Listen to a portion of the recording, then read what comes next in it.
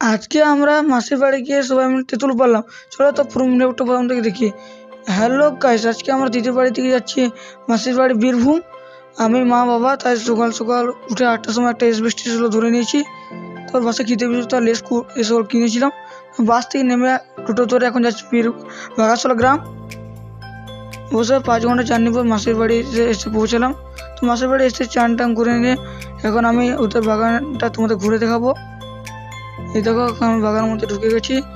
এই বাগানটা তোমাদের কেমন লাগছে তোমরা প্লিজ কমেন্ট করো। এখানে সবজি লাগিয়েছে। তারপর ভাত খেয়ে দেখছি দাদা মাঠে বসে আছে, তাই দাদা কাছে এখন যাচ্ছি মাঠে একটু বসবো। তারপর দেখি কিছুক্ষণ পর আমার আরও দুটো দাদা এসে বললো তেঁতুল পাড়ো, তখন আমরা সবাই মিলে তেঁতুল পারছি। তো দেখতে দেখতে রাত হয়ে গেলো, তাই মাছটি খেতে দিল। এখানে মুড়ি, চপ, মাছ, মিষ্টি সব কিছু, পেঁয়াজ সব কিছু নিয়ে খেয়ে নিলাম। তো আজকে মিলি ব্লগ এ পর্যন্ত, আবার পরে মিলে করে দেখাবে। বাই।